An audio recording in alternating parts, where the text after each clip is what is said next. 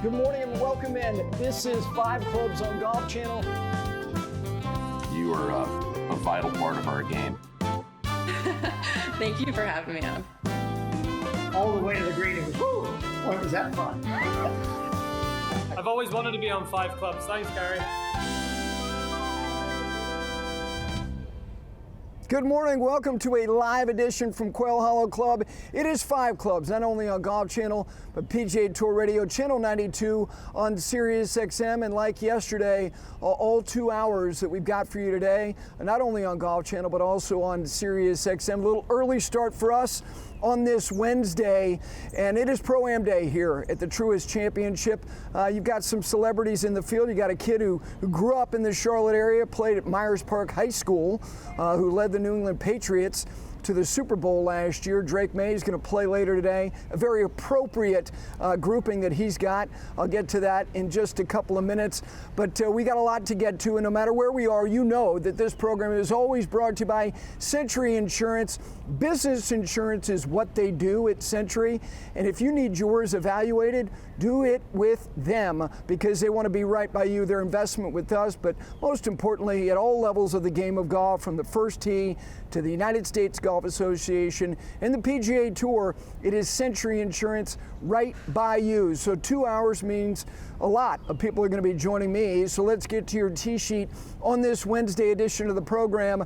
Firm and fast, that is the narrative here early in the week. It may be altered slightly because of some weather that may come through here. And even though it could be inconvenient and may change course conditions, the truth is Charlotte in the southeast needs some rain. Expected to get some, but we'll talk about that and the effect it has on this field in terms of handicapping who has a chance. Charlie Sifford was a pioneer.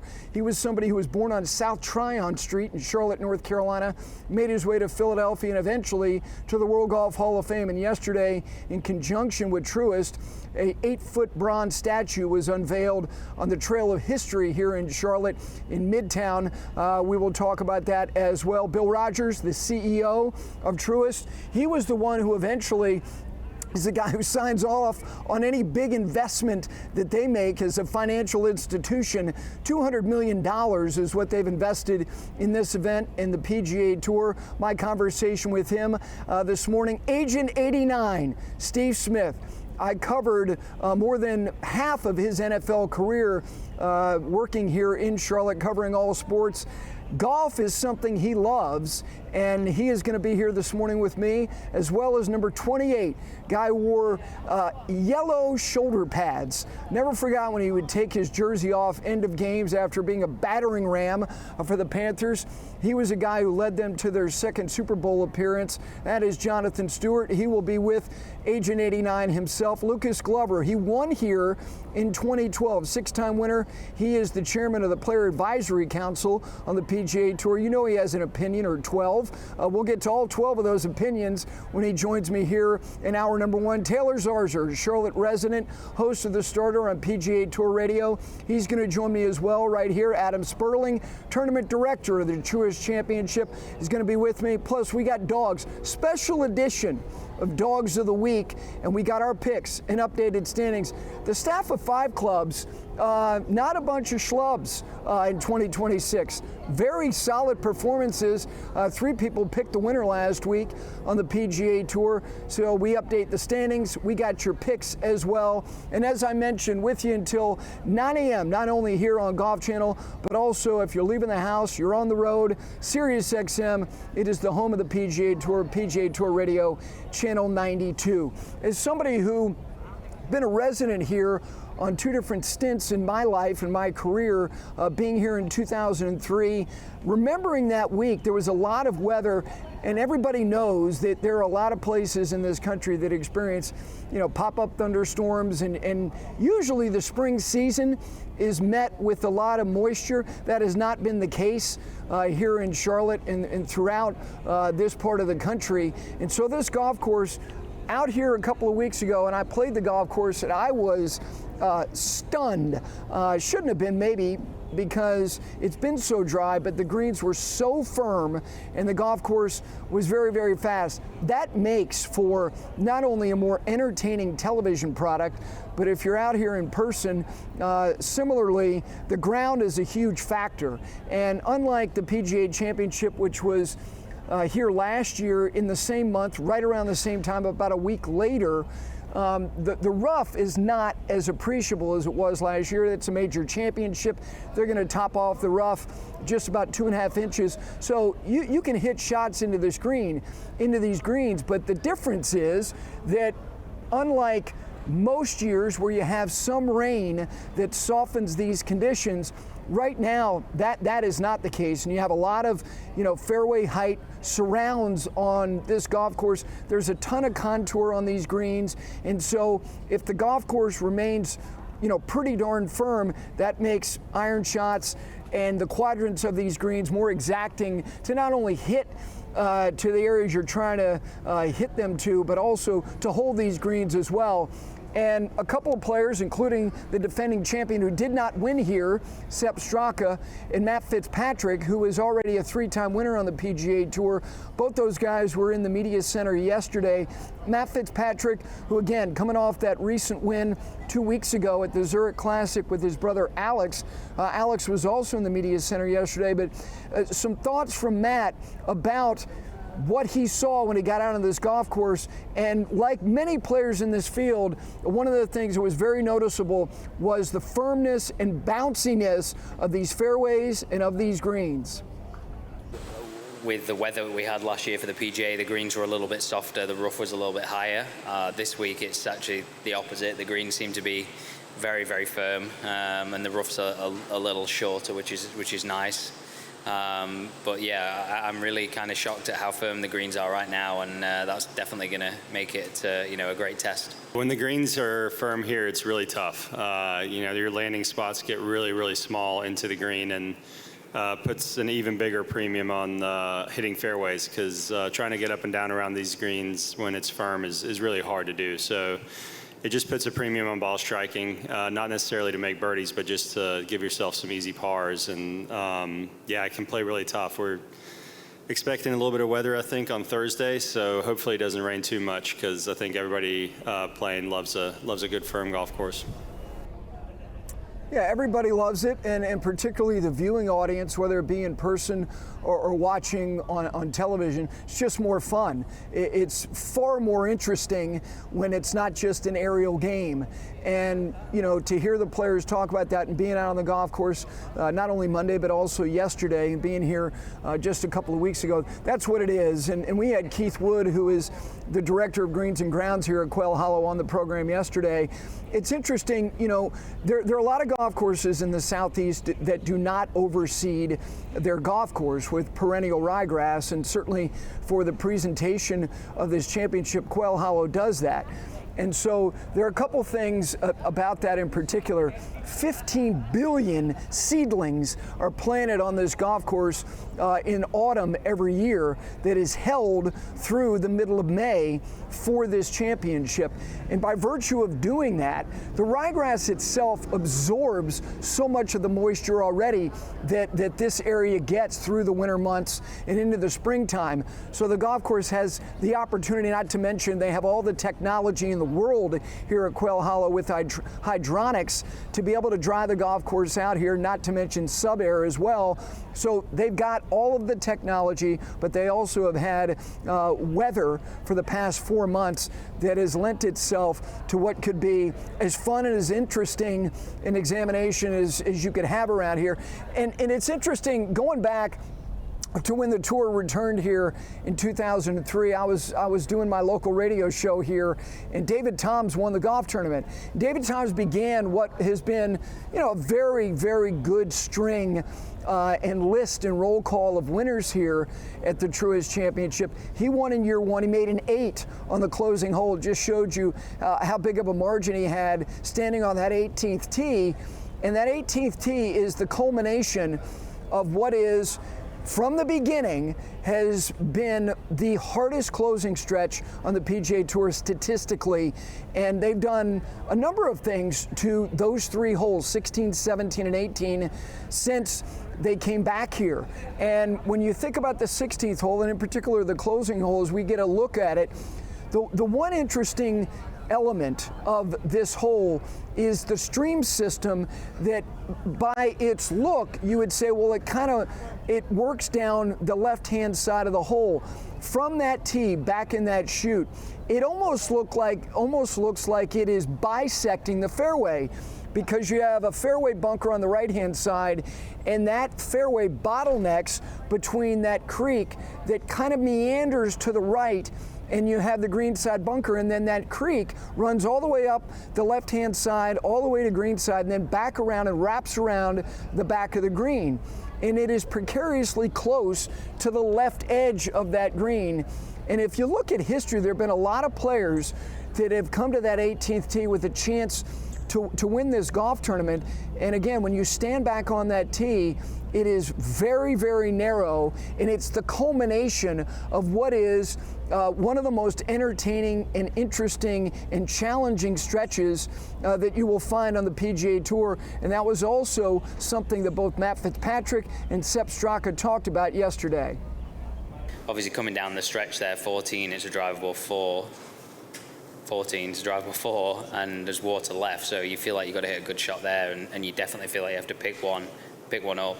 15, the par 5 is obviously the same, and then you're coming into the stretch down the last few. At the PGA, I was in contention chipping in on 14, and you're kind of looking at the home stretch, and you go, okay, if I can play these next 4 and somehow get in the house at 2 under, 3 under from there, then you never know where you end up. Instead, I decided to play it in 3 over. So yeah, it's definitely a tough finish. Yeah, it is. It's a really good finishing hole. I usually hit driver. If it's downwind a lot, I'll hit 3-wood sometimes, but most of the time it's driver, just because you could lay back behind those bunkers, but then the shot into the green is really tough with a long iron. So try to push it up there as much as possible. You just have to execute 2 really good golf shots, and especially if you're coming down the stretch on a Sunday, under some pressure, that's really tough to do. And yeah, it's a great finishing hole. Now, being out on the golf course yesterday, it just so happened I was standing on the 17th tee when Rory McIlroy, who arrived here yesterday morning, a 4-time winner of this championship, was playing the second 9, and he is the one who, whether it would be admitted publicly or not, is primarily responsible for them continuing to push the 16th tee back close to the parking lot of Quail Hollow because he keeps just flying it over the fairway bunker on the right. Well, yesterday he was in that fairway bunker, and I just happened to be there, and I said, well, you're 37 now. You can't carry the bunker. And his response was, it's blowing 20 miles an hour right into me. And it's Wednesday, no adrenaline. But that stretch, 16 and 17 playing in one direction, and the 18 playing back in the other direction toward the clubhouse, is one of the great crescendos that they have on the PGA Tour. And I mentioned David Toms. It's interesting when you look at who has won here. It shows, if you start to examine the names and styles, that it does not discriminate. And even though Rory has got as much firepower as anybody, and I thought his last win was a great amplification of that, because he stood on the 8th tee playing in the final group with Xander Schauffele, and Xander had a chance to walk off that 8th green with a 2-shot lead. He didn't, and by the time the tournament was over, Rory McIlroy had won by 5 because he has that kind of arsenal in his toolkit. But from David Toms to the grizzled veteran Joey Sindelar in year 2, wearing one of the great visors of all time, he was pitching frozen vegetables. You remember that? And then you can go beyond that. Jim Furyk won here and had a great record here. Vijay Singh, a winner here. Tiger Woods, 2007, won here. Phil Mickelson had multiple occasions to win here at Quail Hollow, and the 17th hole was really his bugaboo. He could not get through that hole on a Sunday. As a matter of fact, it was Rory who plowed right by him in 2010 when he won for the first time. Anthony Kim, a winner here. The great one-off Hail Mary. I remember having this debate with my old researcher Kevin Ryan at Golf Channel about Derek Ernst in 2013 being the great Hail Mary of all time. He had missed, I don't know, 8 or 9 cuts in a row when he came here. The greens were dead. Literally dead. David Lynn ran second to him that year. They've had some interesting winners, but they've also had Hall of Fame winners as well, punctuated by the fact that Rory has won here more than any other place he has gone to on an annual basis on the PGA Tour. I believe Derek Ernst is now an assistant golf coach at the collegiate level, but he will always be a winner on the PGA Tour when he won here in 2013. So 72 player field, certainly led by Rory McIlroy, and I know he is grouped and paired this week with this kind of boutique-y signature series field with only the one tee start with Matt Fitzpatrick. A lot of very good groupings. I mentioned at the beginning of the program, it's Pro-Am Day here. There are a lot of people who, whether they're former athletes, the grizzled old wily tight end Wesley Walls, number 85, he's in the Pro-Am field today. He's a member here at Quail Hollow. Del Curry and Seth Curry, brother to Steph, they're playing this afternoon in the Pro-Am with Paige Sporanic.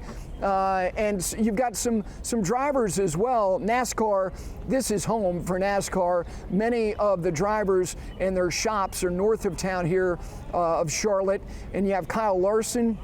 You have William Byron, who's literally from Charlotte proper, right here in the mean streets of Charlotte, North Carolina. Both of them, and there will be a lot of people out here. One thing that you are going to see, which will be in contrast to last week at Doral, which was flat, which was absent of large galleries, that won't be the case. There'll be large galleries out here this morning, following not only the best players in the world, but some of the people who have made Charlotte their home and then made athletic careers and very significant athletic careers here in Charlotte. And as I mentioned, Steve Smith, number 89 from the Carolina Panthers, one of the great players in the history of the franchise. Jonathan Stewart, one of the best running backs in the history of the Panthers. Both of them, it was 2003 that Steve was a young wide receiver when the Panthers went to that Super Bowl against the New England Patriots. And then it was 12 years later in 2015, that glorious run they had with Cam Newton,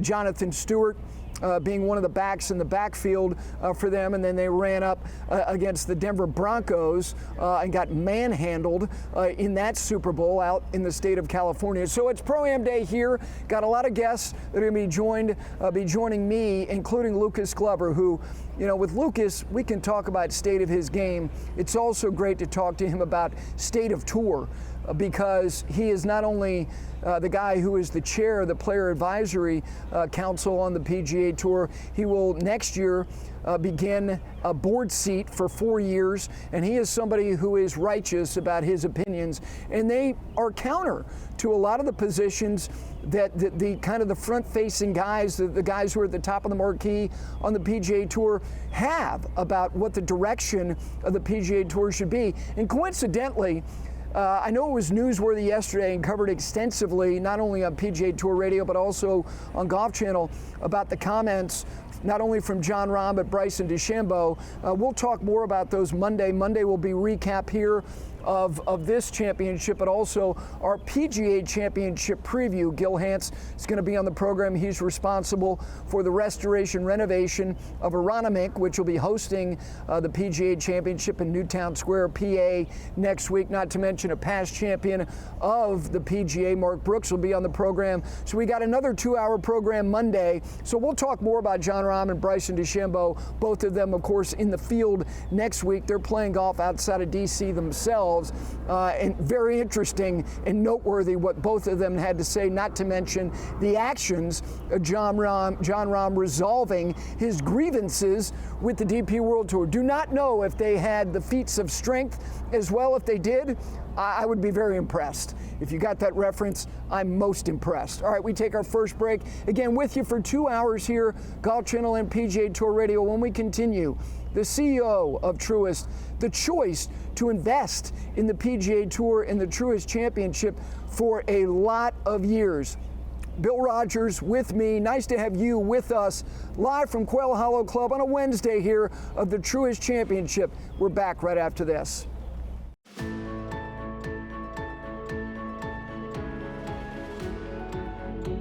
Yeah, this is an exciting day. This is the kickoff of the Truist Championship coming back home to Charlotte.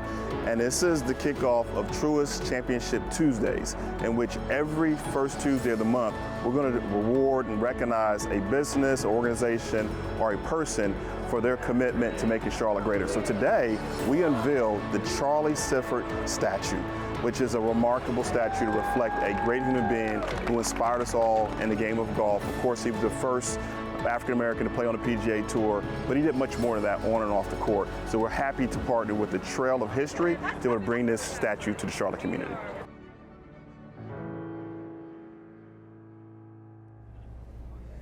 You know, the history of golf in Charlotte runs very, very deep. And Charlie Sifford was born in Charlotte, North Carolina in 1922 on South Tryon Street. And eventually he'd make his way to Philadelphia.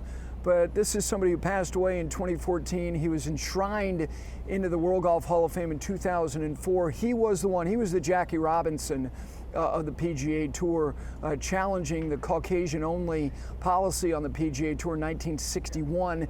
He would go on and win twice on the PGA Tour in Hartford and also the Los Angeles Open. And anybody who knows the story of Tiger Woods and Tiger talking about inspiration that he got primarily from his dad, Earl, knows that Charlie Sifford was not only inspiring, but a driving force for him to pursue his own dreams. And so Charlie's statue, that 8-foot bronze statue, now one of 14 statues on the Trail of History here in Charlotte, celebrating the most important, impactful people who changed the course of what this community became and has become, and appropriately, in credit to Truist, who is a primary donator to allow that statue to be constructed and to find its place on the Trail of History. And the person who leads Truist is Bill Rogers. This is somebody who, in this town, people who know, what markets are noted for which industries. The financial industry has been the driving force of growth and development in this town. I mentioned yesterday, the population in this city has gone in the last 20 years 60%, with so many young professionals pursuing real opportunity, and a lot of them driven primarily by these financial institutions. And they're present throughout the landscape of professional golf. But Truist did something starting last year with their investment at the Signature Series level that nobody else has done yet other than them, and that is a $200 million investment in a PGA Tour event to give this community not only a great event, but also many other things. And I had the opportunity yesterday to sit down with the CEO and chairman of Truist, Bill Rogers, to talk about that and many other things. Bill, this is a very special relationship, I know, between Truist and the PGA Tour. How does a relationship like this start?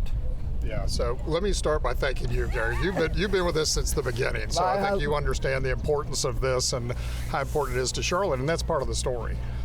So we knew this was going to be important to Charlotte. We wanted to do something significant in our headquarters city. We wanted to partner with someone who shared our purpose and fairness, our inspire and build better lives and communities, and the PGA Tour, that's sort of core to what they do. So that's how it started. Jay and I started having a conversation, then, the Harrises got involved, all that circle started, and just it was serendipity. It just sort of met, the timing was perfect. You never have a conversation, in the ones that I've had with you and the ones that I hear when you talk about this is so much more than a golf tournament and a championship. How is it making a difference, and how is it intending to make a difference in this communities and many, many others in the years going forward? Yeah, and that is the key, is we want it to make a difference. We want it to feel different when people come. Is the experience different? Today I was out with all of our teammates who are 800 plus out here volunteering, And they want to just create a sense of care, that people feel differently. They feel welcome, they feel warm, they feel like someone cares about them, they want them to have a fantastic experience.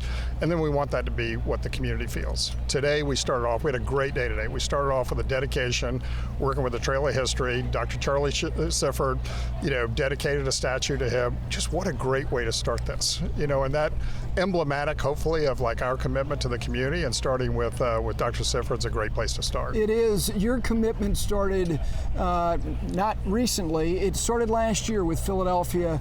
It was a great way to begin the Truist Championship. Explain to people kind of the differences between that historic, wonderful venue at Philly Cricket Club in year one, and then truly play the soundtrack coming home here to Quail Hollow. I mean, the things that were common was giving back to the community. Yep. So we did the same thing in Philadelphia, met with the local community, what's important to you. We didn't want to be sort of a one and done that we came here and then we left. We wanted to leave a lasting impact for that community as well, so we had great partnerships there. And then the Philadelphia golf fans, they were hungry, so they haven't had golf in Philadelphia in a while. Obviously, are this year, and so they were great. And it was good for us too to sort of learn a little bit. And then, as you say, coming home, I mean, just to be here, it just feels like coming home. There's such a commitment to this. This is an incredible Charlotte asset, and we feel that. I mean, this is a great asset that we're trying to make greater. Remember, it's already really, really strong, and owned by the community, and we feel that. No, you're right. It was fun to watch your defending champion throw out the first pitch in Atlanta a couple of weeks ago, Sepp Straka, and that gets to investment in sports because that property in the Atlanta Braves and that wonderful ballpark there, you've made very strategic choices to invest in sports. Why? Well, I think, one, just to go back to the word sponsorship, and maybe just to build on what you said about Sepp, we really think about partnerships. Yes. And do people want to share our values? Do we want to make a difference? Do we want to do something that just put our name on a billboard or a tournament? Can we really make a difference? And that was a great example. The Braves reached out and said, hey, why don't we, Sepp Straka, he's a great Braves fan, why don't we have him come, be with us, throw it out? There was all sorts of stuff that was built around that. And I think that's just emblematic of a partnership versus a sponsorship. So that's the goal is with us, is be with people who we want to share our brand with, they want to share their brand with us, and we work together to find ways to do something, bigger, better for the community. Well, Bill, I mean, your business, you're financial experts, and so when you do an evaluation of a potential partnership, what are the things, whether they be quantitative, anecdotal, all of it? I know that it's a collage of things that you're evaluating. Take us through that evaluation, and if you want to hone in on this one in particular, please do. Well, there is a return on investment, so and we're bankers, so we actually think about that stuff. So in addition to the impact we want to have on the community, start there. That, we're fond believers, as you build your community, you build your bank. So start there. The impact that we have on the community is going to be, going to be better for us. And then we look at all the opportunities that we have to interact with clients, the opportunities we have to interact with small businesses. Think about here, we'll have 50 small businesses, which are great, all local businesses. That's just a great chance to interact with them, help them grow their businesses, and then we'll touch thousands of clients here, and we want to have the experience with them. It isn't often you get to call somebody and say, hey, you want to come spend 5 hours with me and do it in an environment, that's positive, and we're going to do something together. We're going to talk about you, your business, your personal life, and have a great time watching golf. I think one of the things that is already evident to me living in this town is that you're not looking at some short run-up to a championship, and then the curtain gets pulled over here on 18 on Sunday night, and then we'll see you next year. You want engagement in this town as it relates to this championship all year long. Why is that so important? Well, someone said to me really early, I talked to a lot of people who have done sponsorships and partnerships, this is a 365-day tournament. I mean, it's the way that we have to think about it. And, today, the Tuesday, talking about Dr. Sifford, every first Tuesday of every month, we'll do something for a community, volunteer, not-for-profit. Yep. And so that's just an example of the kind of things that we want to continue to do. How about from a branding standpoint? You mentioned, look, this is very important to relationships. Real time being spent with important clients. But for the brand of Truist, how does it advance, enhance, and help the brand of this business that you're so proud to run? It really starts if someone comes to this tournament and feels a personal connection. I mean, sort of start there. Did it feel personal to me? Somebody cared about me right when I entered the gates. Did it feel different? Did someone shake my hand? Did someone welcome me? All through that experience. And that's what we want people to feel. Like we have a personalized experience that caters to you as an individual. And that's ultimately the brand. Now, it's also great. Somebody's going to look at, watch TV. They're going to see Truist and they're going to say, wait, wow, who is Truist? And they're going to pull out their phone like I would do and look it up. And so that also has some brand experience. So we get lots of at-bats from that standpoint. But it really comes down to what's that personalized experience for all fans. Well, when this airs will be, moments before or moments after you hit your first tee shot in the Pro-Am. You have been saddled up with a couple of guys who are really struggling. One guy has won a couple of majors, and that's Xander Schauffele. The other guy's the hottest player in the world. They admit that they get nervous when they do their job. Nerves for you playing with Cam Young and Xander Schauffele on a Wednesday morning? Here's what I'm most nervous about is that they do poorly and someone says it's because they had to watch that guy's golf swing. Of course you're nervous, but they're also great humans and great people and great ambassadors for the game, and we'll have a great experience and a great opportunity, and I'll try not to hit a fan and stay out of their way will be my major objective. Last thing, for everybody who is out here this week, your whole team at every level is taking notes. How do we make the next day better? How do we make the next year better? But the overall objective, what do you want people who experience the Truist Championship in 2026 back home at Quail Hollow to leave here feeling or thinking? To think that they had a fantastic experience and someone cared about them. Mm-hmm. Whether it's the Mother's Day tent, because Sunday's Mother's Day. Yes. So we have a great Mother's Day tent, whether it's a client tent, whether it's the local businesses that are here, that somebody cared. They thought about this, they thought about every detail, and they cared about me as a person. I think that's really what we want them to feel. And then similarly, when they're watching it, was it a great tournament? It'll be a great tournament. I mean, this club, Quail Hollow, knows how to run a great tournament. So it'll be a fantastic tournament, and that feeling of hospitality, whether it's on the course or watching from afar, we want people to feel. Well, I'm a big believer in pride and association. It means a lot to all of us at Five Clubs to have the chance to be here on Tuesday and Wednesday to broadcast our shows live. I hope you have a wonderful, not only week, but hit some good shots that Xander and Cam go, wow, Bill, well done. That's the lowest objective possible. So, but thank you for that encouragement. Thanks for having us. Right, thank you. That is Bill Rogers. And interesting to note, I mentioned, they were the first to as this signature series became, and again, whatever it's rebranded into, track one, the PGA Tour needs more Bill Rogers. Because whether there is a market correction, which I expect that there will be, as far as what the total number is for purses at this level, they still need a handful of others to go ahead and make the type of commitment that Truist has made starting last year up in Philadelphia, now back home here in Charlotte, North Carolina. All right, we take a break. When we continue, Lucas Glover is going to join me here in a few minutes, get his thoughts on what is going on, not only this week, but at large, because I love having conversations with him. A little bit later on, a couple guys who played at the highest level in their sports in the National Football League going to join me, Taylor Zarzour as well, Adam Sperling.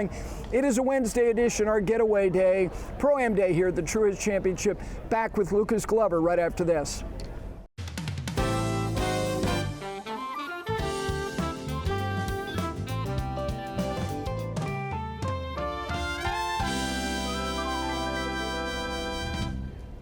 Back in on this Wednesday here, Five Clubs live at Quail Hollow Club.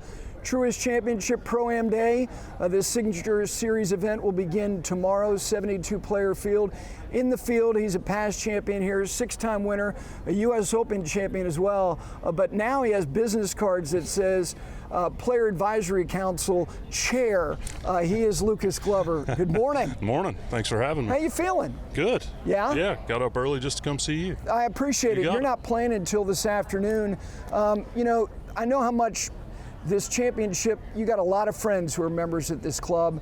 Used to stay with one off the 15th fairway. Did you ever catch anything in that lake there that the players have to deal with on 14, 15, 16, and 17? Yeah, I've caught a few out of that pond. Really? Yeah, a lake what, now. 2-3 pounds? I mean, Yeah, a little bigger. a little bigger. I'll let the Davies boys confirm that, but All right, very yeah, good. it's pretty good size. You know, when you won here, I had the good fortune of playing in the Pro-Am with you the next year. Yep. We had the high noon tee time. I'm not built for that. Too high profile for me. But what do you remember about that win?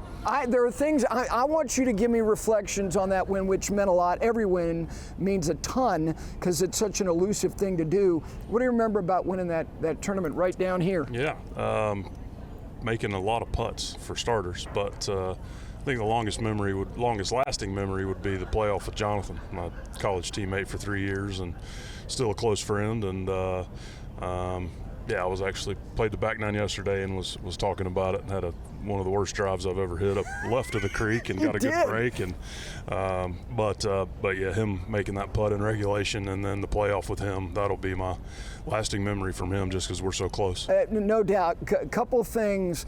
The optics. One, he was wearing the hottest pink pants ever worn on the PGA Tour, and he could rock it. Mm-hmm. You mentioned the putt he made. I was talking about 18, and you give me your view of what the look is like, because you see it, and people who watch on television go, well, you know, the creek's running down the left-hand side. It almost feels like it's bisecting the fairway because of the fairway bunker on the right, so it kind of chokes in right in your driving zone. You hit it left of the creek. You had a wide stance. You got it to the back of the green. What does that look like when you're standing back in that chute on 18?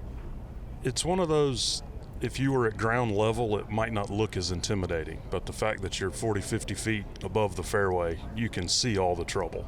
And I think what's kind of misleading at home is all right, just don't hit it in the water. Okay, well, if you miss right, you're not getting to the green in two. You're either in the bunker and you got to be in the back of it to even have a chance to get there, and that's 5 iron, no fun. And if you're right of the bunker or past the bunker right, you're blocked out by the trees. I think that's a little bit misleading just from the camera angles, but obviously the creek being there forces you to the right. Yeah, that'll be a heck of a test. First part of the week, wind's going to turn around out of the north a little bit, and 18's going to play long, and the greens are firm and fast. So yeah, it'll be a good watch this week. And what's interesting is that means at 17, 16 as well. I think it's advantageous on 16, obviously, for it to be down. 17, I'm not so sure, because I was saying yesterday, it's one of the few greens that the back half of the green is running away from you, and it's running away toward the water that wraps around the back. The other thing that I remember, two other things about that week and that day.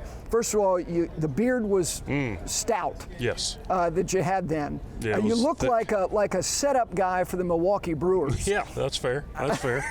That is fair. No fastball though. No, Yeah. and then the other thing was, how about the par putt you made in regulation? Because you were on the back of the green.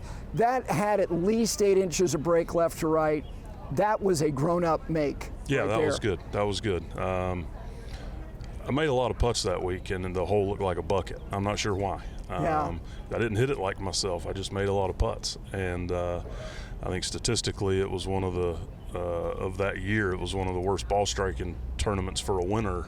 Somebody told me years later of all of 2011. So, not really my MO as a golfer to hit it kind of average and make everything. But that week it worked. But yeah, downhill left to right. The iconic front left hole location at Quail, everybody knows that breaks a lot, and to make that when I had to, pretty gratifying. I actually told the story yesterday. It was funny. On Tuesday of that week, we had sold a caddy for a day thing at our fundraiser for Clemson Golf, the Tiger Golf Gathering, and so we had a 2-on-2 match. Charles Warren, Jonathan, myself, and I think maybe Matt Hendricks was with us. So we had 4 guest caddies, so we played a little match, and oddly enough, the pin for some reason on that Tuesday was where it was on Sunday. Wow. Not sure why. And Jonathan made pretty much the same putt on Tuesday to tie our whole match. So I was sitting underneath with Montana Thompson in the scoring area, and he goes, "What do you think?" I go, "Well, he made it on Tuesday. He's going to make it now." And sure enough, he did. He really did. Yeah, so I was talking about that a little bit yesterday. But, yeah, I putted probably the best putting week of my life outside of maybe Greensboro, Memphis a couple years ago was here in 11 for sure. Let me ask you a few bigger picture items, because I mentioned the whole Player Advisory Council. You know, you were asked to do this a lot, and you declined every single time. And I know you've talked about this, but just to kind of revisit this, why did you feel like it was the right time for you to engage at the level you are now? I think just maturity, being 46 and on the tail end of my career out here, and I just got pushed to do it because of all the different perspectives that I've managed to have, from winning a major to losing my card. I've kind of done it all out here and seen the tour from every perspective: good, tough, easy, grinding, journeyman pro, trying to get it back, all the things. And I think that's what guys appreciate about me and my voice and my perspective, is that I kind of get it from every side, not just the top, or not just the guy always, you know, trying to get an edge or trying to get in an extra tournament or what have you. So I think that, and just with the maturity and understanding that I'm to the point where I can maybe help guide the younger guys, or the younger guys on the pack, or just guys that don't really understand the business side, which I'm learning a lot about too, because I've never done this. But it's been very interesting to learn and talk, and you know, I'll go on the board in 27, so I got a lot to learn this year, but I'm excited about it. And you know, I'm 10 times I've been voted on the pack by my peers, and I figured, you know, this is probably about the right time to do it, and just try to speak for them a little bit going forward. Curious people are good listeners, and I know you are. So far, like you said, this is an ongoing process. Whether you had all the perceived or real turbulence that's going on in the men's game right now or not, there's always things that are changing. Is there anything that you've learned in the last 6 months that was illuminating to you in particular? Just how difficult this process has been for the Future Competition Committee, for the board, for the player directors on the board. The time, the effort, the energy that they have spent to try to better the PGA Tour in very short order. 2028 is when we're, you know, hoping to roll this out. And I had no idea the commitment that those guys had put in, the time, like I said, the time, the effort, the energy. And, you know, time can be short out here for guys, especially in the prime of their careers. You know, Patrick Cantlay, and I mean, he plays a lot and plays a lot of good golf. And, I mean, he's every meeting. Tiger Woods, every meeting. All the guys. Maverick McNeely, prime of his career. And that was another part of why I wanted to do what I'm trying to do now is, you know, I appreciate it. I appreciate what those guys are doing. And let's be honest, I'm going to have more time than them going forward. I can't hit as many balls on the range anymore. So, but, you know, I appreciate now so much more what Charlie Hoffman and Jordan Spieth and Rory, when he was on the board, and those guys did when all of this got so turbulent, and what they had to do and tried to do to make this the best for all of us. And that opened my eyes a lot.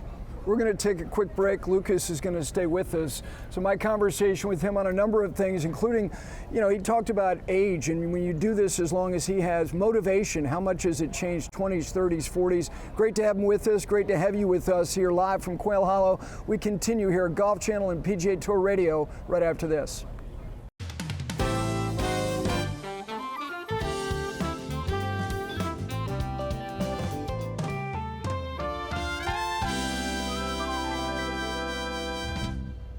Welcome back, live here from Quail Hollow Club. Truist Championship starts tomorrow. Of course, all the coverage, not only Golf Channel, but PGA Tour Radio, where you have us.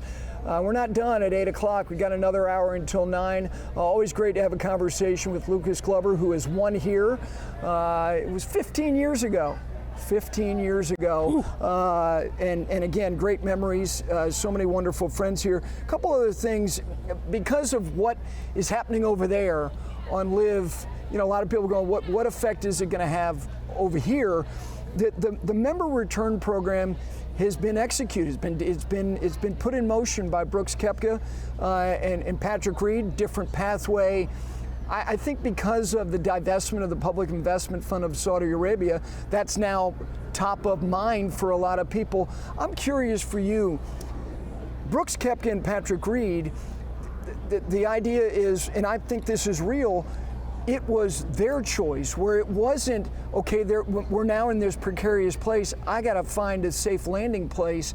Do you view that differently? Players who now may be coming back or may want to come back, whether it be next year or in the following years, differently than those two who were in a place where it appeared more security than maybe some guys who stayed? Yeah, I said this last week when a lot of this news broke, but that there's always been a pathway back.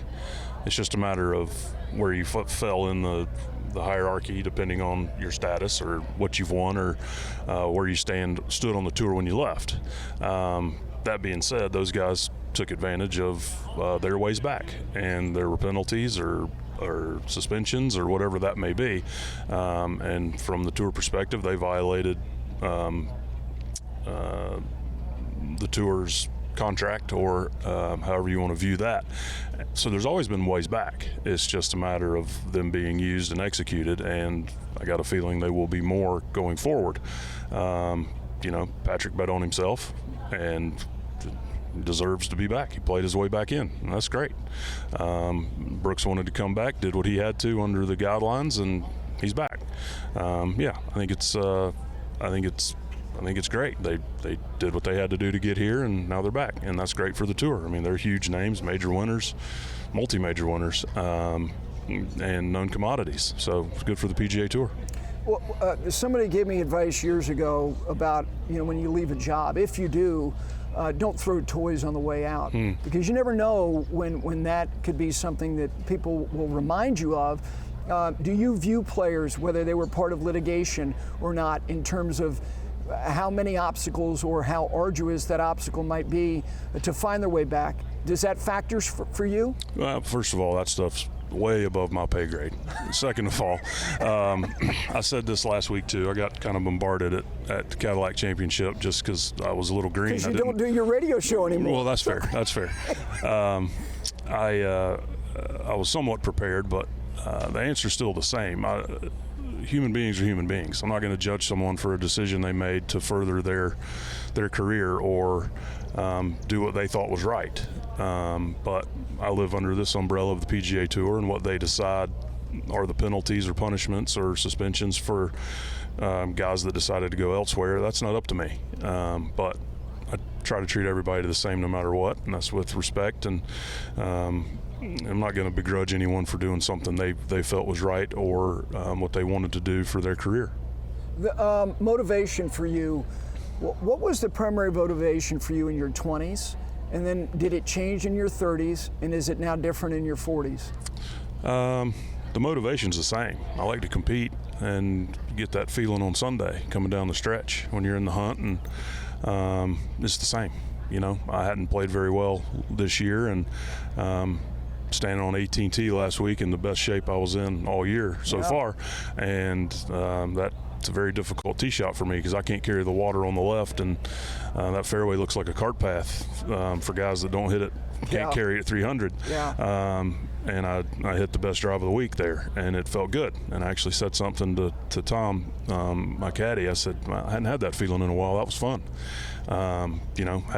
Needed a good shot and a good second shot, and 4 there's a nice way to finish a round and finish a week. But that's the feeling. That's why I play, and motivation's the same. The practice can't be as long anymore, and spend a little more time on the physio table and the putting green. But I still love it. I still love to compete, and I've always said when I don't like to go practice and love to play and compete, then I'll hang them up. A couple of years ago, you were kind enough to spend some time at a small house with us on the 15th hole, and I was asking you about bridging your 40s to being fully exempt until you're 50 years of age, and whether it's more inspiration than motivation. Do guys like Adam Scott and Justin Rose, do you find inspiration in them? Absolutely. We're all within a few months age of each other, and we've all had different careers and different timings in our career, and but we've all kind of had this resurgence the last couple of years, and I'll predict Adam winning soon. Just going to get that on the record. I think because we're kind of the last ones in our age group right now, that I think whether we admit it to each other or not, we kind of draw off each other a little bit. Sure. Adam had an unfortunate situation Thursday last week with the ball, and came back, finished third, I think, and Rosie's top 7 or 8 in the world, just playing unbelievable. I'd like to say 3 years ago when I went on my little run, they might have been paying attention, and I'm sure paying attention to what they do, and it is motivating because it just tells me that it's still possible, and I hope I've did the same for them. I appreciate the time always, and you're not going to work until this afternoon. Thank you. You and I will talk about the 20 and 11 Yankees in the off-air show during the break. Thank you. Deal. Thanks, Gary. All right, that is Lucas Glover. Those are winning words presented by Century Insurance. They want to be right by you. Evaluate your business insurance with them. We continue from the lawn here at Quail Hollow after this.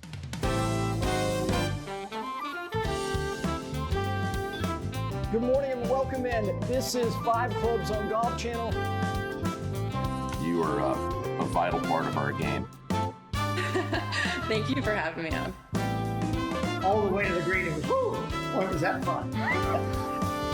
I've always wanted to be on 5 Clubs. Thanks, Gary.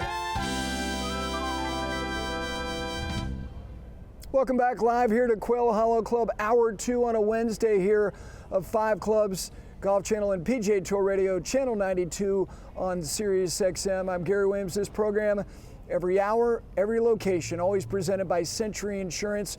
Business insurance is their business. If you need yours evaluated, do it with them. And they invest in golf at all the great levels, from the first tee to the United States Golf Association to the PGA Tour, where we are this week for the Truist Championship. It's Pro-Am Day. Overcast on a Wednesday morning. A little cool.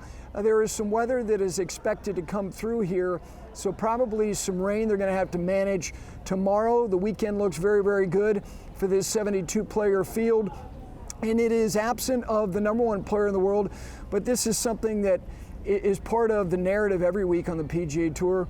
All the best players, in terms of cycling, scheduling-wise, and then you can add the idea of form as well, and the expectation of getting a great leaderboard. Your odds are greater, certainly, when they get together more often, but the reality is that we go from the first major championship, the Masters tournament, to the PGA Championship next week at Aronimink outside of Philadelphia, and the number 1 and number 2 players in the world, the 2 players that have won 4 of the last 5 major championships. There will now be 3 signature series events played between the first and second majors, and they will have not appeared in one of them together in any of the 3. And that's part of the challenges. Lucas Glover said, trying to put this jigsaw puzzle together, and it is, whether you want to use that as the analogy, or it also applies to calling it a traveling circus, market-wise, and the management teams, and most importantly, the sponsorship of these events and the commitment made by these companies to align themselves with the PGA Tour in these various markets is challenging. And I think that the real significant change, we're a couple years away from it, we're going to see some of that put in motion next year. We know that the early part of the year is not going to include Hawaii, which gets me to the news of yesterday, because yesterday you had the 2 biggest names, players, most accomplished players who play on LIV Golf, speaking to the media.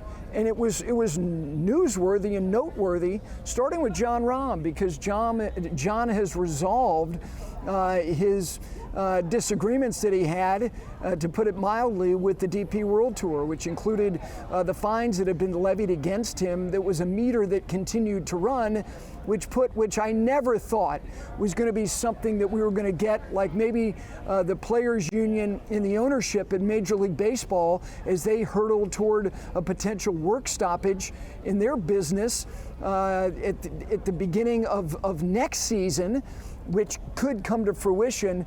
He was never going to get to the doorstep of the Ryder Cup with him either being available or eligible to be a member of the European Ryder Cup team at Adair Manor in 2027. So it's now been resolved. And you know, John also spoke about something that is very telling. And I know that there have been a lot of people who support LIV Golf who have gotten, you know, defensive and borderline confrontational. Many of them I don't even acknowledge because I don't think they're of the human variety. It's a colony of bots talking about how erroneous the reporting of LIV Golf, starting with the reporting by Ryan French about the Public Investment Fund divesting themselves, which now puts LIV Golf in a very vulnerable place because they have to go out and they've hired several different companies to take them through this period of a very challenging transition. But when Jon Rahm talks about you know, his contract, as he did yesterday, and how he said, you know, he doesn't see any way of getting out of it. And I'm paraphrasing what he had to say, but you get the gist of it. And that's not somebody who sounds like he's determined to make sure that everything goes forward as far as his future with LIV. It sounds like somebody who is looking for a way out. And whether there's a way out or not for him remains to be seen.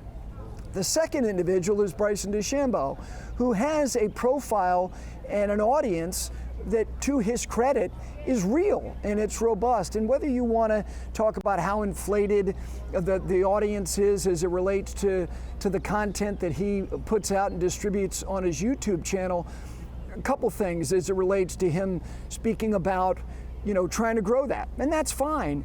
Let's remember that Bryson DeChambeau is the same person who, at the ascendancy of his career, decided he wanted to compete in long drive competitions.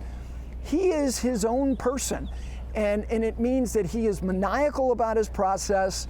He went through that period in his career where he was bulking up and having a gluttony of protein shakes that made me nauseous just thinking about the number itself that he was consuming. And now he has this YouTube audience. But if he thinks that his preparation for major championships can be augmented almost exclusively if he decides that LIV is no longer going to be the way that he's going to go because he doesn't have the leverage he once had, because he thought that he was leveraging, whether it was the PGA Tour or additional auxiliary sponsorship outside of the platform that he was playing on, by saying, hey, to the Public Investment Fund of Saudi Arabia, if you want me to be your top of the marquee, it's going to cost you X. They're out of the marketplace. So now, where does he turn? Wherever he turns, they do not have the financial wherewithal to do what he thought he had in front of him before. And he said, you know, I'll play where I'm wanted. Look, he's wanted where he currently is. And there are a lot of people, whether it be the membership of the PGA Tour inside that locker room, and many fans who'd love to see him butt heads against Scheffler and Rory and everybody else. But they're not going to give him upfront money, and there's going to be a market correction as it relates to that.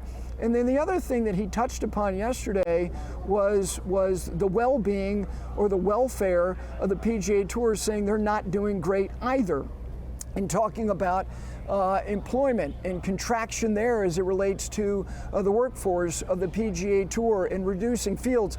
A lot of that is a direct byproduct of the creation of LIV itself. And that was going to happen, whether it was going to happen in terms of the LIV existing or not, it was inevitable. So the correction is coming, and that correction is going to affect him as well. So those two guys were going to be newsworthy, whatever it is that they had to say. But Jon Rahm's resolution with the DP World Tour is very important. And Jon Rahm talking about not necessarily being completely committed, and those are his words. When you're talking about, you know, whether he can or can't get out of a contract, he didn't say, I'm going to help fix this. He didn't say that. He didn't. So those conversations, and they both said it, that are going, and they should be going on with the PGA Tour in terms of pathways back. This isn't going anywhere, and it will continue to be worthwhile because next week they're both going to speak against a larger throng of media globally when they get to Philadelphia for the PGA Championship. All right, we're going to take a break. Looking forward to conversations I had coming up with a couple of guys who starred in this town playing in the National Football League for the Carolina Panthers. Taylor Zarzour, Adam Sperling as well. We got Dogs of the Week, we got picks, we got updated standings, and there is movement. Gil, you feel that hot breath on the back of your neck, and it's not somebody from the Caveman construction team down there at Seminole telling you to go out there and reshape the 12th green at Seminole Golf Club. No, we're coming for you. It's nice to have you with us live here on Golf Channel from the lawn here at Quail Hollow at the Truist Championship. We're back with you right after this.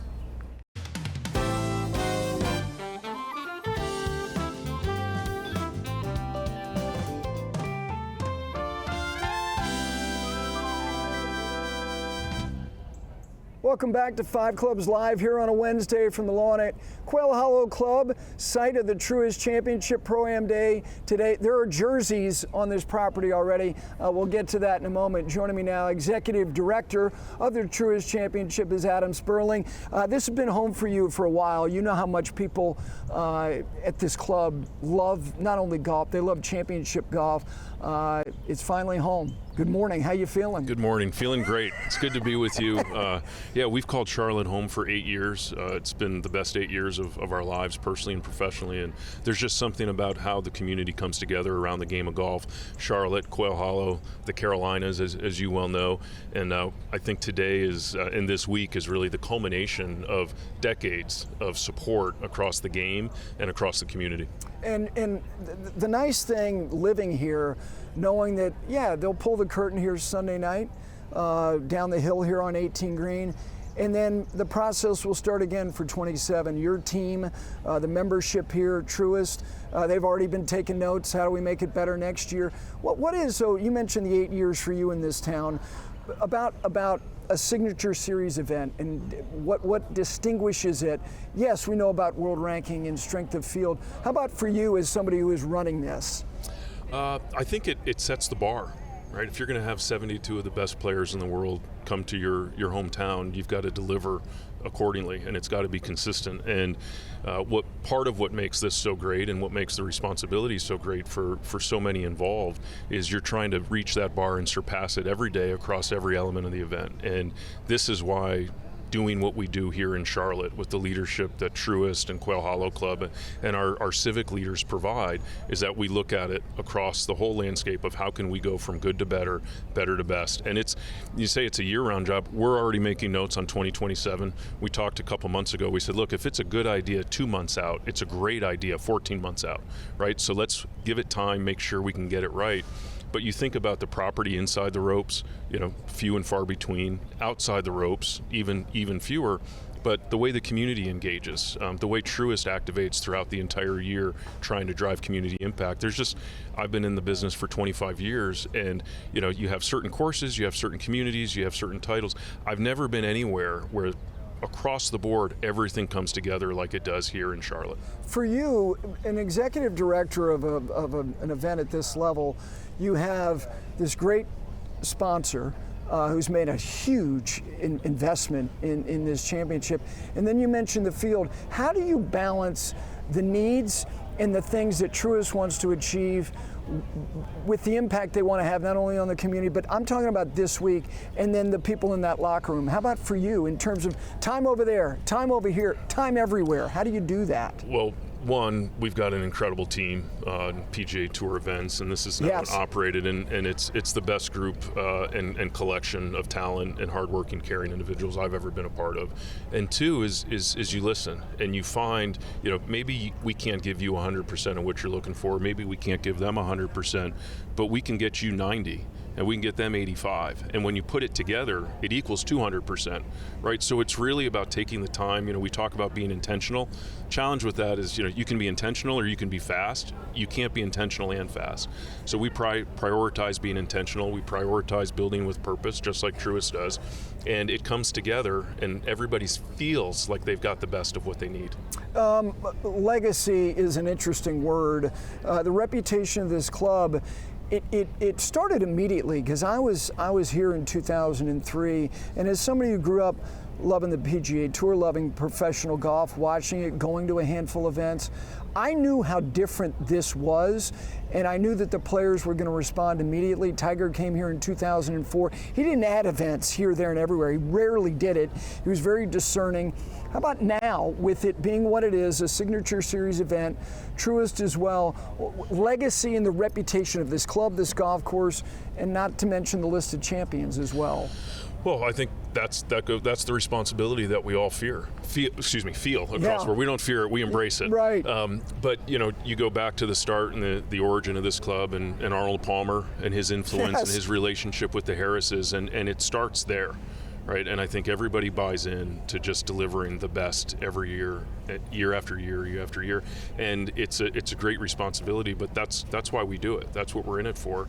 And we're here today. I think we're on the precipice of having the greatest annual event we've ever had. But that's only because of the foundation that's been built over the last 20 plus years since 2003. And I hope next year we have the greatest annual event we've ever had. But we don't rest on past success. I mean, it's always where greatness is always under construction. As I know you've heard. You probably heard it yesterday on this set. But that's where we are as a team, as a community, and I think that's where we are as a business right now too, right? And the evolution of the PGA Tour is we're going to drive forward for all constituencies inside and outside the ropes. The full day experience here. There's so many groups that people can follow and go, that's a great group, and that's a great group. But for the fan who's coming out here, give people an idea of what Truist is trying to do to make this experience not just everywhere you turn is a great pairing, but everything around here is intended to make your day even better.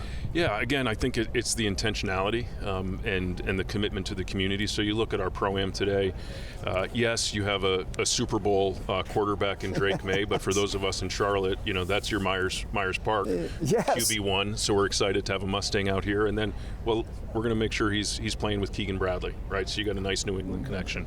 We're in NASCAR country. We've got Kyle Larson and William Byron. William, two-time winner at Daytona 500. Kyle, obviously last year's champion. They're going off this afternoon with Ricky Fowler, a guy who knows a little bit about racing. Yes. So, a lot of thought put into that. We've got 16 Panther legends that are going to be out here this afternoon. We're going to have the Keep Pounding drum. We're going to have a great moment on the first tee. I think if you told Johnny Harris 10 years ago that we'd be pounding the Keep Pounding drum on the first tee at Quail Hollow, but that's what it's about, bringing community together. And we've got incredible activations. Truist is delivering a Mother's Day lounge for fans.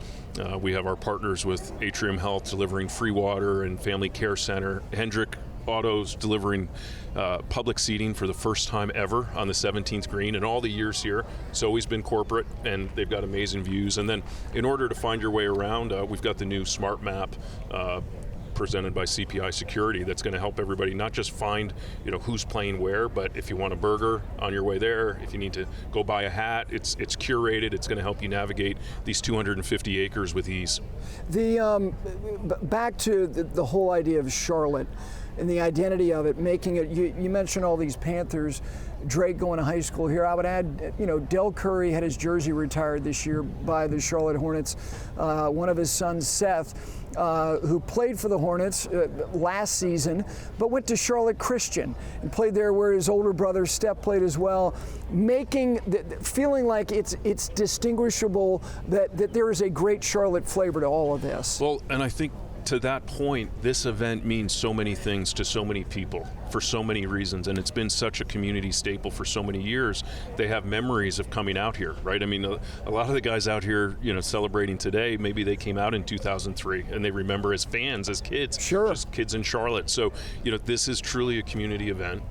It's great that Truist is making the commitment to the community to keep it here, to elevate it as a signature event, and then to deliver to the community year-round. But it's Wednesday. Today's going to be different than tomorrow and different than Friday and the weekend, and we try to find as many ways for as many people to come out here and be a part of it as possible. Well, thanks for making this possible for us. It's fun, all the years doing it on the local radio side to be here, and now to bring this show on Golf Channel and Sirius XM to this championship. It means a lot to us. Thank you. It means a lot to have you here. All right, that is Adam Sperling, Executive Director of the Truist Championship. When we continue, Agent 89. This could be disruptive. Steve Smith Sr., Jonathan Stewart, number 28 for your Carolina Panthers. They will join me next here on 5 Clubs.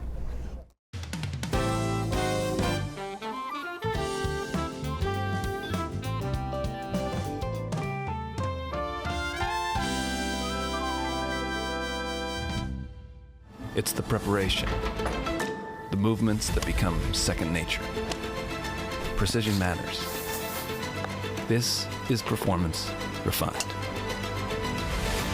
Peter Millar.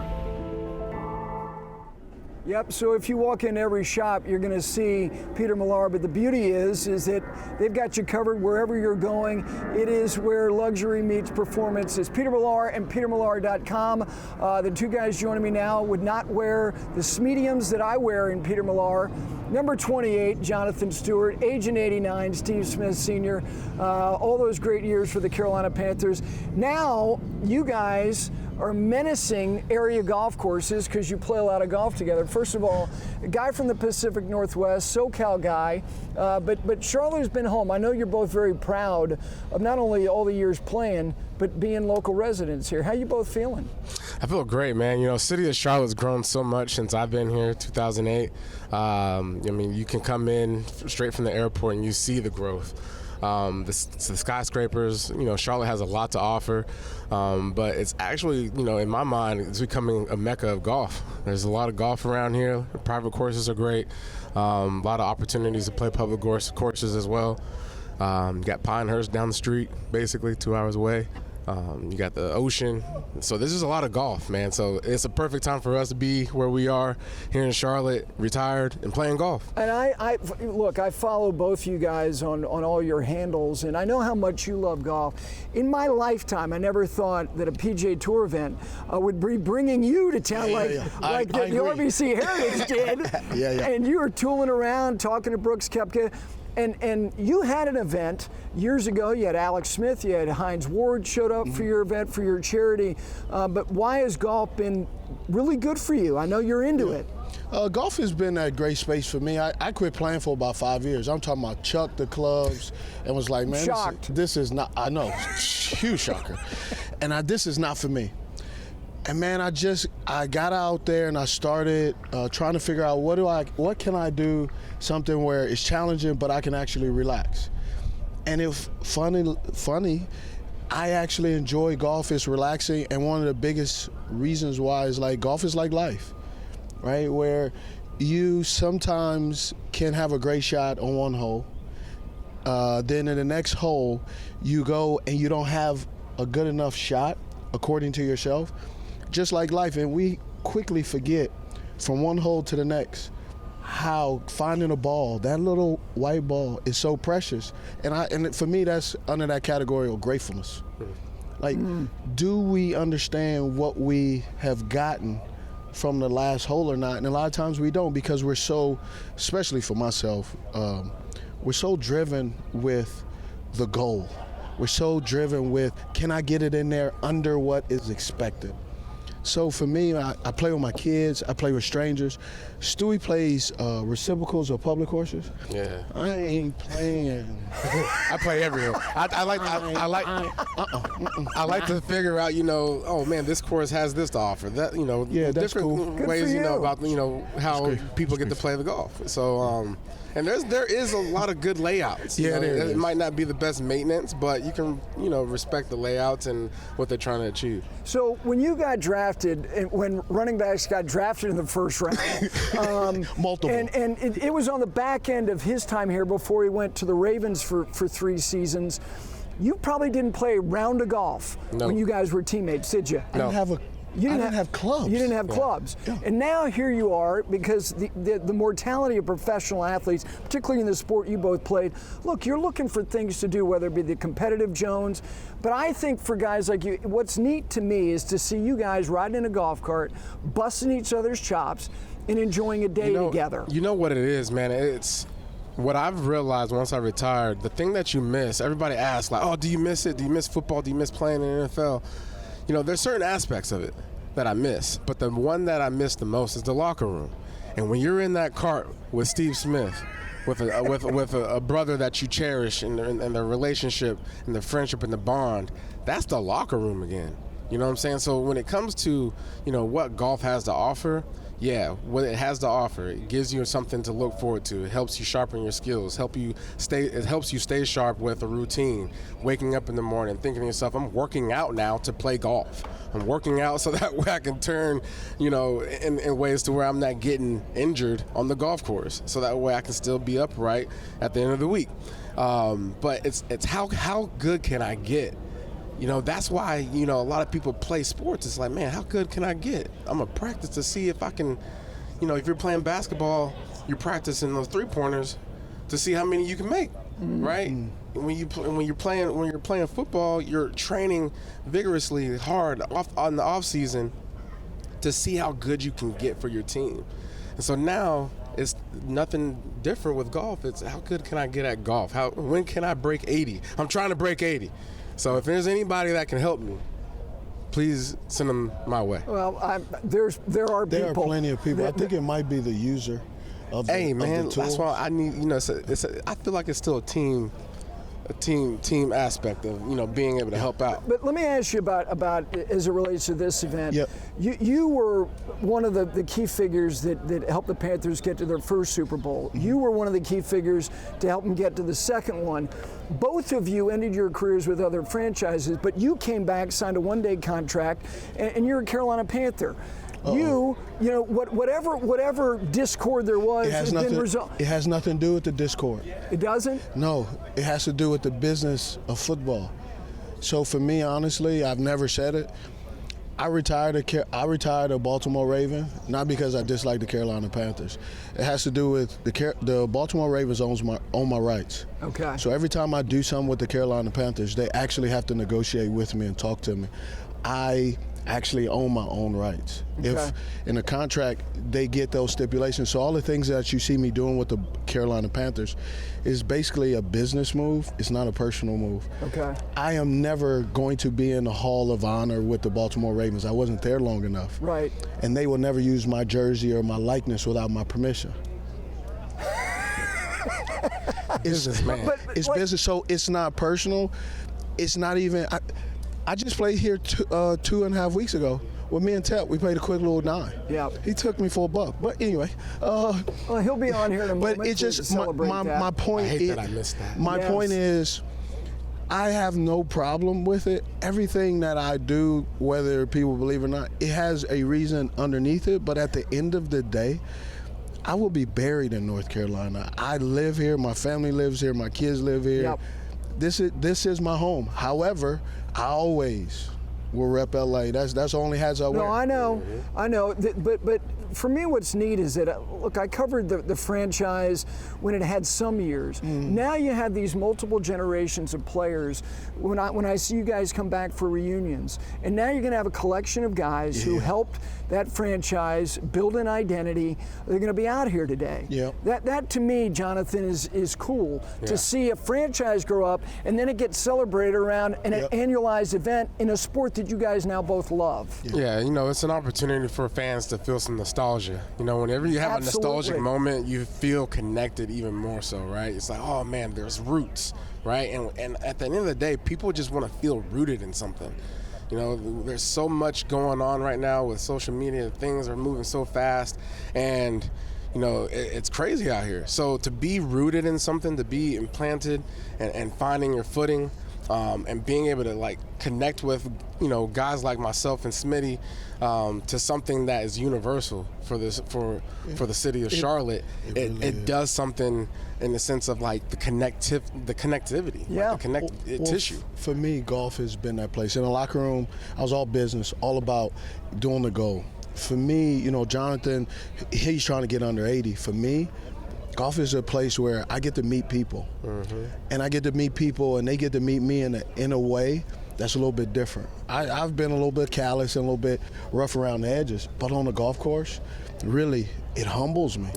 I wake up and I go, I'm feeling like I hit that 86 like I hit a week and a half ago, but I might be hitting a 96. And I actually personally walk off the golf course every single time, no matter what my score is. I'm like, man, a brother from LA, a knucklehead, playing golf. I never would have seen myself doing that because I've watched people, but my folks looked at golf as an opportunity to fall asleep. Now I watch golf trying to learn tips of how these men do it. And so for me, I walk around the golf course. I walk around the golf course like a little kid walks around a football stadium on Sunday. Oohing and ahhing and seeing what new gadgets and what new gears I can get. And at the end of the day, man, North Carolina is probably one of the best states to have golf. You could play any golf course anywhere and see it, and it's wonderful. And for me, man, to be with nature, golf and skiing, those are my two. Man, I'll do it till the day I die. Well, and it, like Luke Kuechly will be out here. He's now the newest Carolina Panther who's going to be enshrined in the Pro Football Hall of Fame. To see Julius Peppers be there for that moment. And I hope Luke Kuechly's the guy who gives him his gold jacket, because I'm so sick and tired of these years passing. A guy who won a Triple Crown, 8 seasons with 1,000 yards. I sat in that press box every Sunday seeing the safety over the top. I know that guy is a Pro Football Hall of Famer. Absolutely. Smitty is a guy that, you know, when I first came into the league and I knew I was going to the Carolina Panthers, the first name that I thought of was Steve Smith. And when I got into that locker room, the first person that really connected with me was Steve Smith. And, you know, what Steve represents for the guys in the league is the odds. You know, like, man, he did it. How? Like, he's 5'10", 5'9" now. 5'9", 3/4. Hey, but at a time, I'm supposed to be the rough guy. Don't make me tear up over here. But at a time, like, this was a guy that was going up to grab footballs out of the sky like he was 6'4". That's not supposed to happen. He wasn't physical for his size. He was just physical. He was physical, but he was going for one thing and one thing only. It was the ball. That's a dog, right? And so, if you look at guys in the Hall of Fame, they're all dogs. There's some guys that are sitting on the fence that might not be this type of dog. We'll never get another Steve Smith. You'll never see another Steve Smith. No, it's not only the numbers, which you have, it's also the impact as well. It's good to see you both. It's neat that you guys are finding golf, and you're finding it together, which is very cool. There's a number of guys. The best part about my day today, you want to know who my caddy is? Oh, boy. Musa Muhammad. Oh, my gosh, 87. And to have my big brother carry my bags, it's about time. Jonathan Stewart, Steve Smith Sr., we appreciate them. If you're out here today, they will be out here with a number of other great players as well from the Carolina Panthers. We come back. Taylor Zarzour, who spent many days with Steve Smith Sr., he will join me next.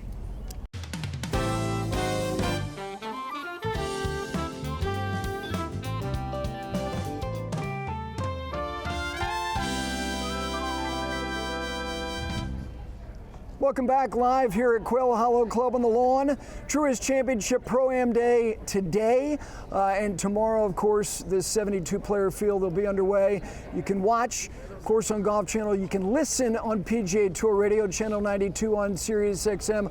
The host of the starter, he starts your mornings Monday through Friday. Sometimes he's here, sometimes he's not. More times he's not, because he's got a lot of jobs. He is Taylor Zarzour, and also member here at Quail Hollow Club. Do you have paint on the wall here? No paint on the wall. Oh, mercy. I did win a season-long match play event, and I have petitioned the board for there That'll go well. for some paint to be put on the wall because of that win. But you're right. I think we all know how that's going to go.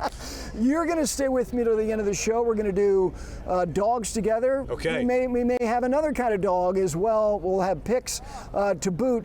But as somebody who called the PGA Championship here last year alongside Johnson Wagner, who's also a member here, this championship, you've seen it grow from the beginning when you moved here, did local radio like I did, and now in your role seeing all the stops on the PGA Tour. Give me your viewpoint. It doesn't matter whether it's biased or not, about why this works here.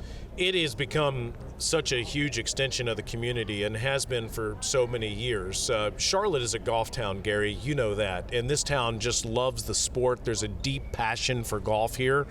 And on top of that, Quail Hollow is a stage, and Johnny and John O'Harris have done such a great job creating such a backdrop for championship level golf, whether it's the PGA Championship or the President's Cup, but especially when the Truist Championship is here, when the local PGA Tour event is here, it really feels like the community's event. So I think with all the passion that this community, that this region has for golf and the backdrop, it's just a perfect match. And there's a lot of community-wide enthusiasm for this event being back. That's no shot at the PGA Championship. That's a global event. This feels like Charlotte's event. Yeah, I'm with you. I think that's the right way to say it. Conditions this week, but God, this golf course is super firm. You play it, on a regular basis as a member.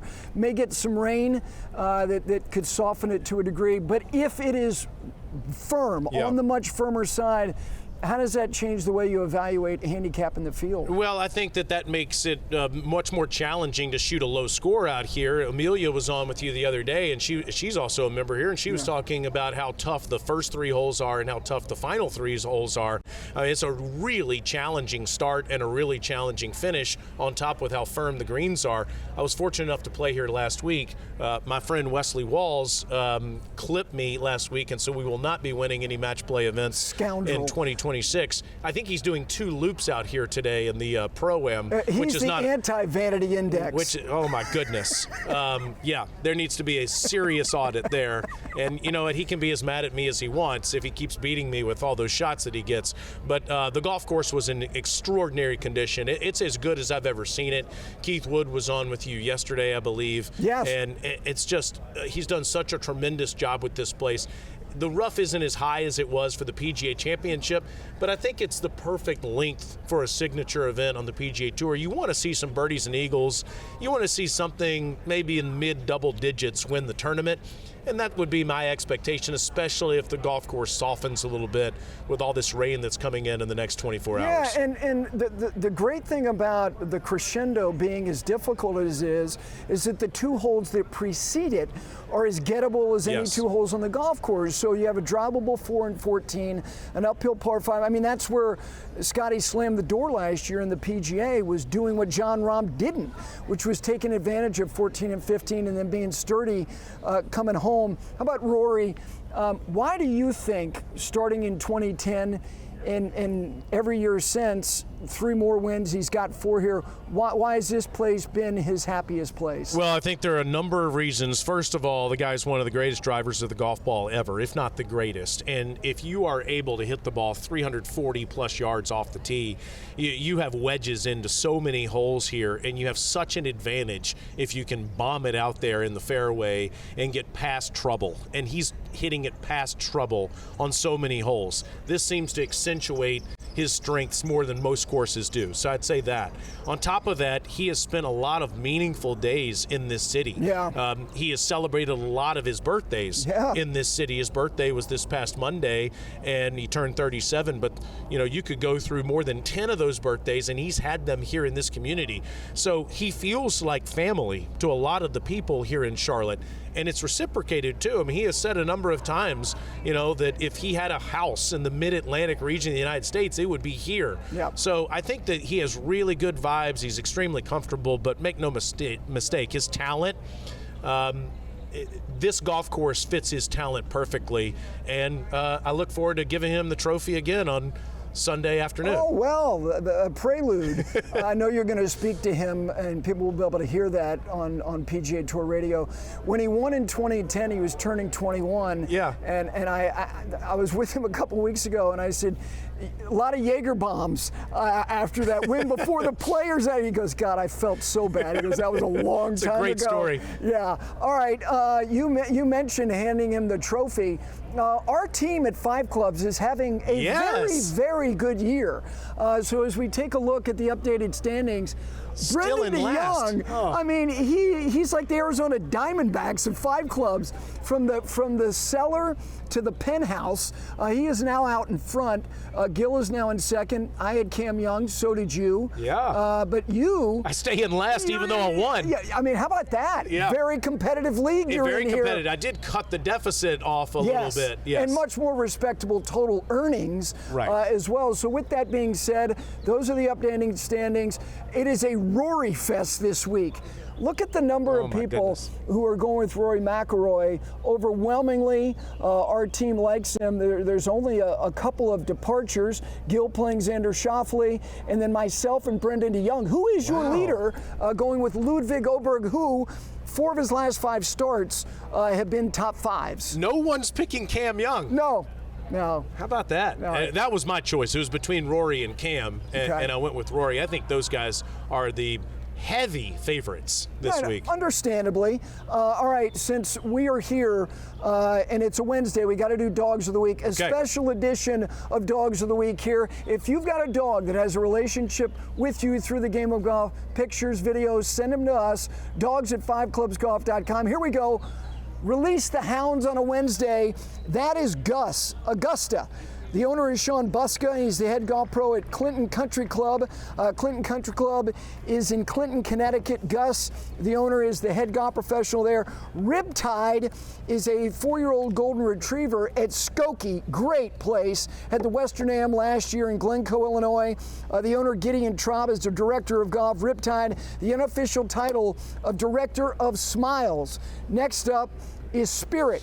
The owner is Jack Russell. And he's got a Jack Russell, 2-year-old at the Schoolhouse 9-hole course in Sperryville, Virginia.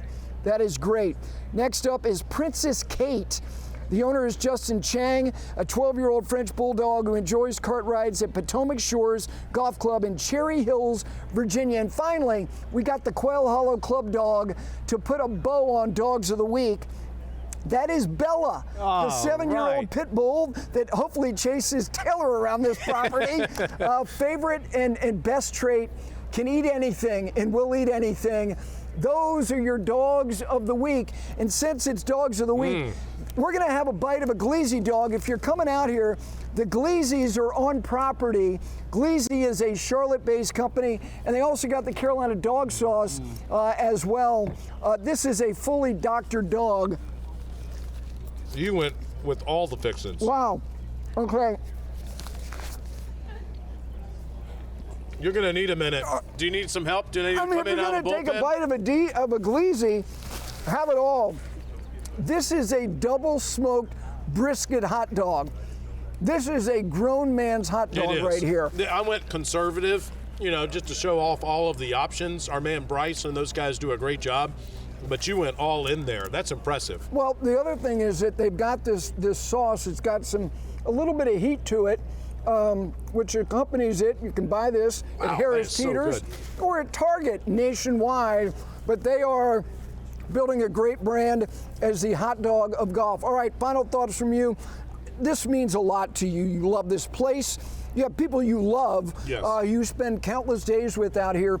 You like Rory, but just being out here, I know, means a ton to you. Well, the Harris family has done such an amazing job with this place. They've created one of the great golf tournaments in the world, but the other 51 weeks of the year, they've created the best member experience here. And some of my best friends in the world are here, and that's what a great golf club has. It has meaningful relationships that last a lifetime, and then on top of that, to be able to have this golf tournament, they really are. They're hitting all the right notes. So grateful to them. Good to see you. I want to thank our amazing production team, but the Harris family, Truist as well, for allowing us to be here for this great championship. We'll see you Monday for a recap here and a PGA Championship preview. Have a great Wednesday.